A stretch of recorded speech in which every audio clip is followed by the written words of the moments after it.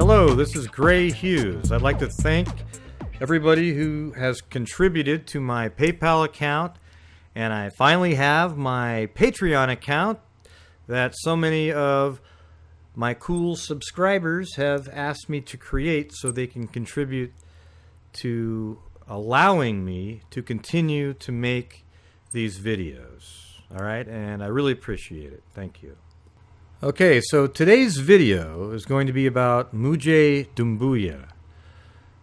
She is 16, and she was actually found murdered on January 28th in Kalamazoo. All right, now she is actually from and lived in Grand Rapids, Michigan. Okay, and Kalamazoo is also in Michigan, but it's 50 miles away. She went missing on January 24th. In the morning, she left the house to go to her school, and her school is right here. Okay, it's 5.5 miles away as the crow flies. Okay, she never made it to this school. All right, so she left her house on the 24th, and she was never seen alive again by her family and friends. Mujey was reported missing by her family, but unfortunately, the police listed her as a runaway. Okay, now this may ring a bell for some of you who followed the Jolie Musa case, where she was reported missing and they too thought she ran away. So again, we have to look at the fact that police need to take more seriously the thoughts and feelings of family members who actually know these people. They are the experts of the people that are missing. Okay, so something needs to change in that regard. I'm not saying that they could have saved the lives of these two girls, because I believe both of them were already killed before they were even reported missing. Okay, so now let's take a look at where she was found. And where she was found was, as I mentioned before, 50 miles away in Kalamazoo. And I'm going to show you exactly where that is. Right in this area. Now, as you can see, the time of year that Google Earth used for this image is very lush and thick, but it's not like that right now. Okay, so I'm going to turn off the 3D building setting. Right, and now this image here is from April 23rd, 2017, which is closer. You start to see some green trees and so forth, but it's still, you can see that there aren't as many leaves on the trees at that time. Okay, I think the body of Mujey was found around in this area right here. Okay, now let me show you why I think that. Okay, here's one of the images from Wood TV 8 right here, or Channel 8, NBC.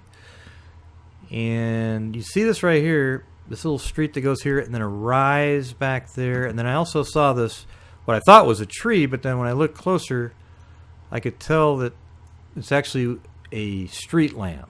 You can see the light right there, and then here's the pole. Okay, so let's go to Google Earth, and then I'm going to go to Street View, and I'm going to go right in this area here because I already know what I'm looking at because I've done the research already. I think it's right here. Here's the pole. Now the foliage is a lot greener and thicker this time of year, but if you look right here, here's the pole, the lamp, and the pole continues up just like the other one. Now here's a tree right here, and notice how most of the branches are kind of going off to the right-hand side, and then there's some going up like that. Now keep in mind, this street view is from a year and a half prior to the satellite image as well, and literally over 2 years, 2.5 years from the video that you're looking at right here.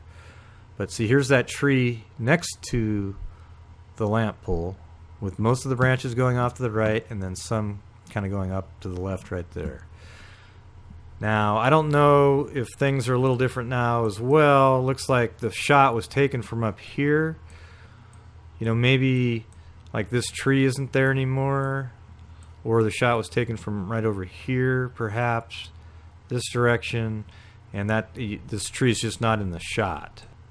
So like right there, shooting across the street. And then there's the rise over there.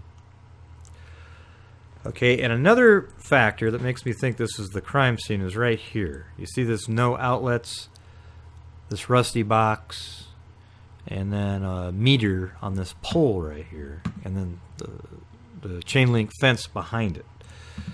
All right, now if I was to move this, I think the next shot right there, that's a good one. See right there? The box, a little bit of rust on it, the meter, the pole, no outlet. See, that's right here. So that car is parked right with its back towards the no outlet sign. And it's basically blocking the street. Okay, so they don't want anybody traveling. So that car is like this, so it's keeping cars from going this direction. So I think she was found in this area right here. All right, so we can look at it at a different time of year, and you can see that it's got a lot of trees, and it's pretty dense right in there. Okay, but that time of year, it's not going to be dense because all the foliage is actually dead that you're looking at. The tree itself isn't dead, but, you know, the leaves have all fallen off. Okay, so now that we know where the crime scene is, let's just get into some facts of the case and start at her home again. Okay. So here we are. We're at Mujey's house. All right. Now, the summer prior, okay, so we're talking about maybe 5 months ago-ish, Mujey was raped by a man named Quinn Anthony James. He's 42 years old, and she was 15 at the time. I believe she was 16 when she was murdered. I thought I read that in an article. But she was 15 at the time. And she was raped in this parking lot. There's some contradictory information when you read some articles about this. All right. Now, on this website, wwmt.com, Dumbuya explains it. Dumbuya told police she was raped in a car in a school parking lot. Just before it happened, Dumbuya said her attacker, which is Quinn Anthony James, told her, "There is something about you. I could stop, but I just can't." She identified the man as Quinn James. She accused him of forcing her to have sex multiple times and in various locations starting when she was 15. Okay, so that's a little unusual. Like there would be multiple times, you know, it seems like over a period of time. Okay, so it makes you sort of wonder if it was consensual, but at the same time, that's still statutory rape. Okay, so I don't really know the dynamics of this. It seems like there's some conflicting information, but either way, it's statutory rape, and she was pressing charges against him. Okay, now that's where this case really takes a turn here. Okay, she was pressing charges against him, and Quinn was out on bond at the time. Okay, so on the 22nd, there was a court date, and at that court date, it was determined that the trial of Quinn Anthony James would start on April 9th, and Mujey would actually testify against him. Now, he actually made a deal with the prosecutors that the charges would be third-degree rape, and he wouldn't have like a 25-year minimum for being a repeat offender. Okay, so he had a deal already set up. However, just 3 days later, after that court appearance, that's when she went missing. All right, I find that really suspicious. And that's another similarity to the Jolie Musa case, right?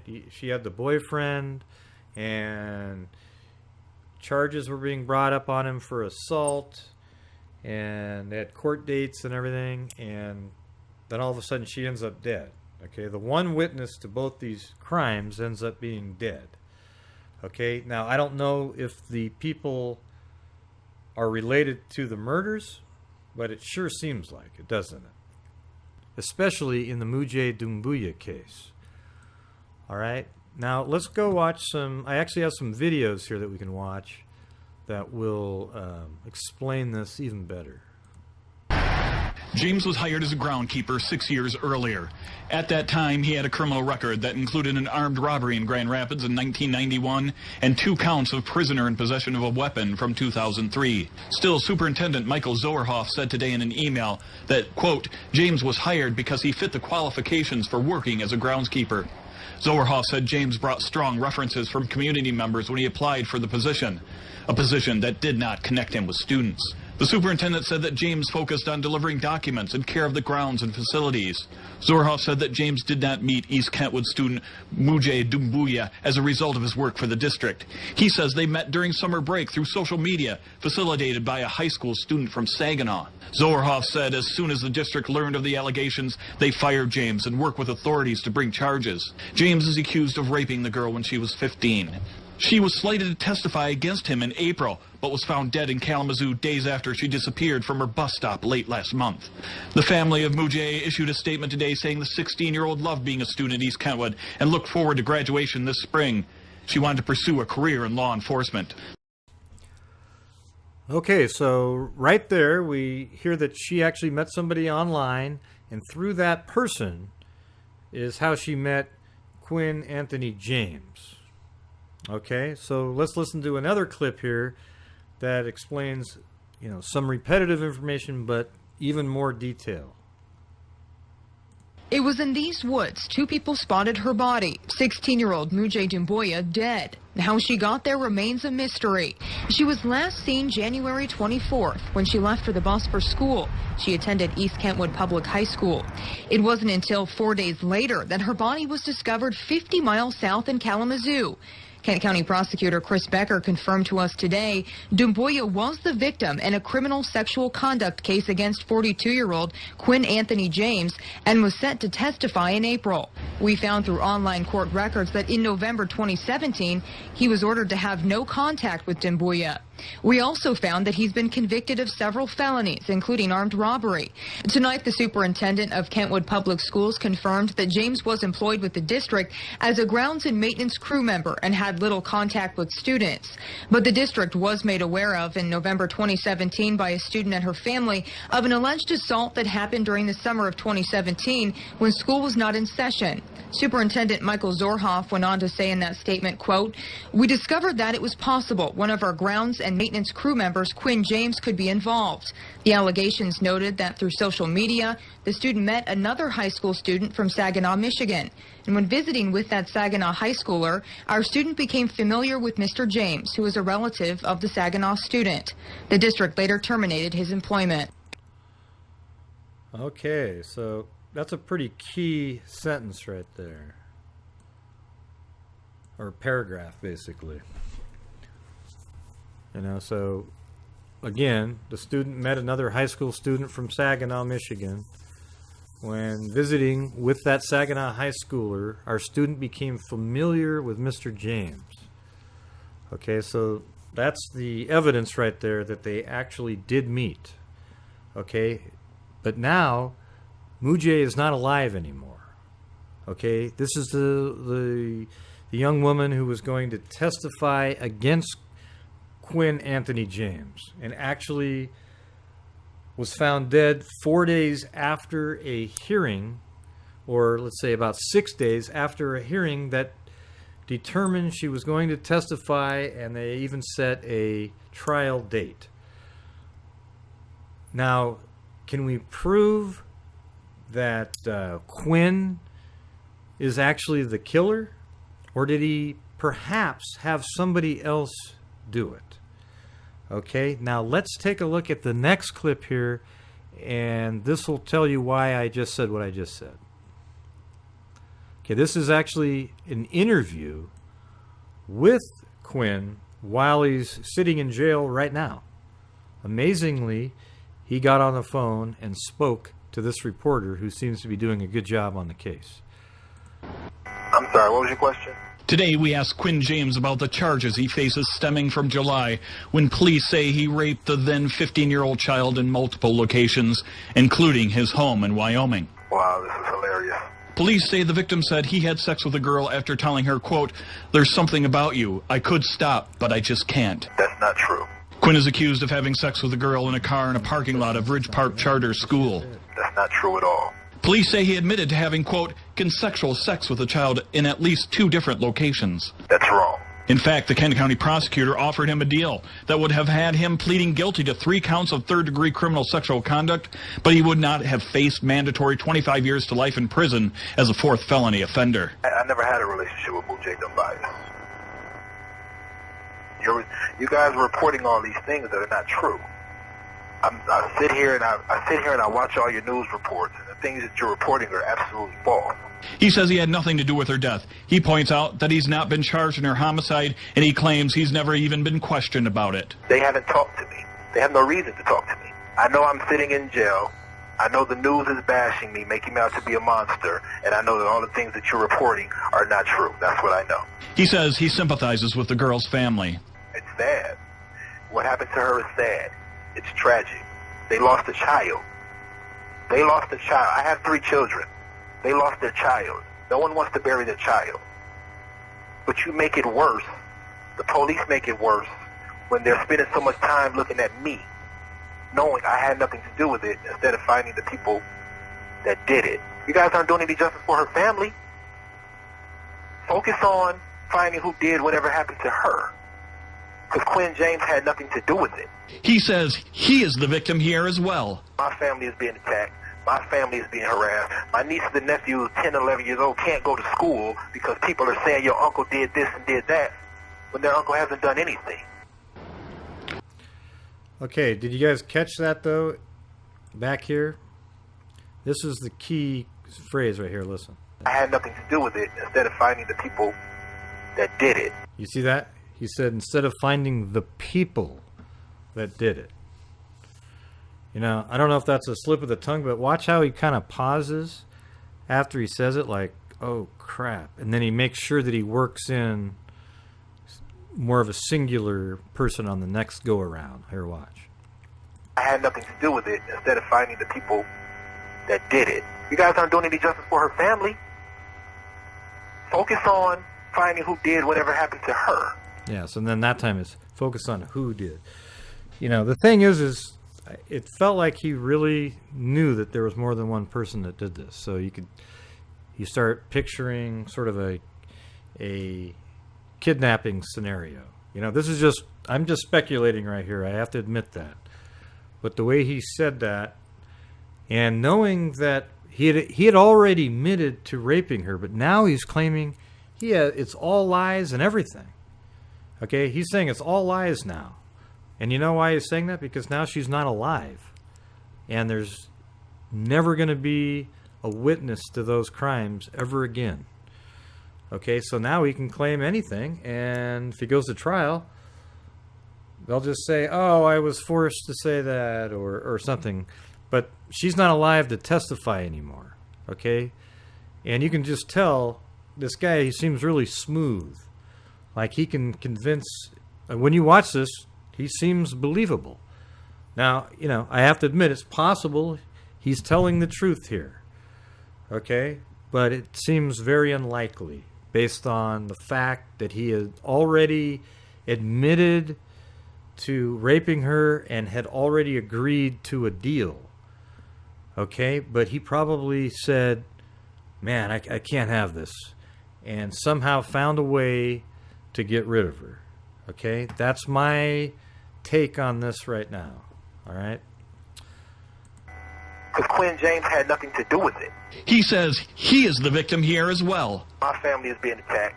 My family is being harassed. My nieces and nephews, 10, 11 years old, can't go to school. Yeah, I don't know. I think he has something to do with it. That's my opinion. All right, and I think it's amazing how similar that is to the Jolie Musa case, where her boyfriend had assaulted Jolie prior, and then now she ends up dead when he was going to have charges filed against him as well. It seems so similar. Obviously, they're not related, but maybe, it's like a similar tactic. If the boyfriend has something to do with it, it just seems so ironic and coincidental that you have people that have been assaulted by people they knew, and then they end up dead when there's charges filed against them. The odds of that are so low. Okay, so what this Quinn character wants us to believe is that he raped her. He doesn't admit to that now, but he did before. That a trial date was set on January 22nd, it seems like, for April 9th. Then 2 days later, Mujey goes missing, and then 4 days after that is found dead 50 miles away, and now is never going to be able to testify in the case against Quinn Anthony James. All right? Now, is it possible he isn't connected to the murder? Sure. But I think it's if you had a scale, it'd be like 90% chance that he had something to do with this, because he benefits from it.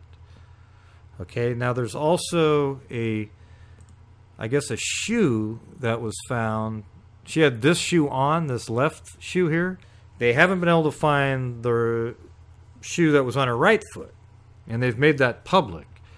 So, I have a feeling that anybody who does know where the right shoe is won't be holding on to it very long, if you know what I'm saying. So, but they do say that that's probably a key. Was that shoe, maybe it's left in the killer's car, but if it was, now they know about it and will just, dispose of it. Burn it. Do something to it. Okay, so I think that's really about all we have so far on this case. This guy right here, likely had something to do with it, but like I said, it's possible he didn't, and he killed this girl who seemed to really, be doing well in school and, wanted to be in law enforcement someday herself. Okay, so hopefully we can get some more information on this case coming up, and I guess until next time. Oh wait, before I say that, if you guys could like this video, hit the like button, don't pound on it over and over, because then it turns it on and off, all right? But if everybody could like this video and then share it, that would be great, okay? I really need to get more subscribers too, so if you're not subscribed to this account, go ahead and do that as well, and then you'll be notified anytime I make videos. I make a lot of different videos. Some of them have animations in there when I have more time to work on them, because those take a long time. And some of them have 3D models that I build as well, and people seem to appreciate those, okay? So, again, until next time, I will talk to you later.